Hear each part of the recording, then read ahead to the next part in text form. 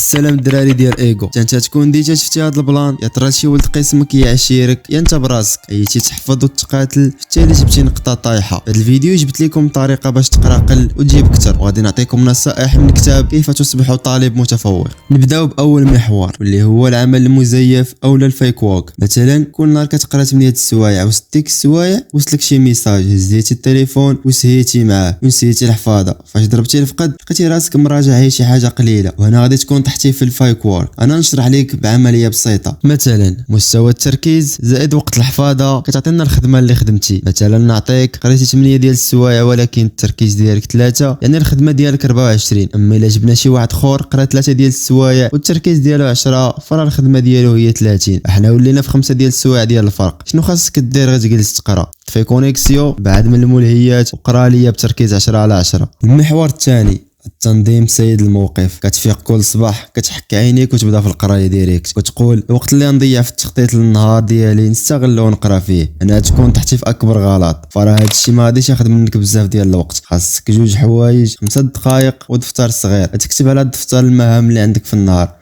مثلا تراجع الماط كتبها وكتب الوقت اللي تدوز فيه وهي غاديه. واحد البلان قالوا الكاتب الا ما قدرتيش تكمل المهام ديالك في النهار كتب حداها السبب اللي ما خلاكش. مثلا ما مشيتيش لاصال بسبب واحد الخرجه حامضه، وغادي تلاحظ كيفاش اجلتي حاجه مهمه من اجل بلان خاوي. ونوضها بساط، هز دفتر وقاد لي المهام ديال النهار ديالك. ندوزو لاخر بلان عندنا وهو وقود العقل اولا المايندفول. كتفيق الصباح كدوز نهار كامل قرايه ومراجعه، ما كتمشيش تريني، فهنا تكون بديتي كتخرج على راسك. هذا الدماغ ديالنا خاصو 3 ديال الحوايج باش يكون صحي وخدام مزيان. اول حاجه وارد غذائي والراحه وتوازن في النشاط، وهذا هو اللي كنقولوا ليه مثلث العقل. كيفاش نخدموه؟ اول حاجه هي الماكله الصحيه. حسب دراسه في هارفارد احسن ماكله تعطيها لدماغك هي الخضار والحوت والماء. وثاني بلان هو الراحه. متوسط الراحه عند كل واحد حسب العمر هو قدامكم، والراحه باش يبقى التركيز ديالك طالع اللي دوينا عليه في الاول. وثالث بلان هو توازن النشاط. انا نبسط عليكم الشرح. هذا الدماغ ديالنا من الداخل، فاش كنقراو كتخدم هاد الجهه، وفاش كنلعبوا البلاي كتخدم هاد الجهه، وفاش كنخططوا هاد الجزء اللي كيخدم. دابا شنو اللي احسن، نخدموا كل جزء بوحدو ولا كلشي في دقه؟ بالتاكيد كلشي في دقه. وهذه باش كنصحك به قرا تريني ومارس الهوايه المفضله ديالك. هذه الحياه ديالك ما فيهاش غير القرايه. قرايه الله تجارب زوينه واللي خاصك تكتشفهم وتستمتع بهم. دابا نعطيك اختصار الفيديو. قرا بتركيز وبعد من الفيك وورك نظم وقتك، فطار صغير و5 دقائق، هادشي اللي غياخذ منك، وتهلا في صحتك. وهذا ما كان تهلاو.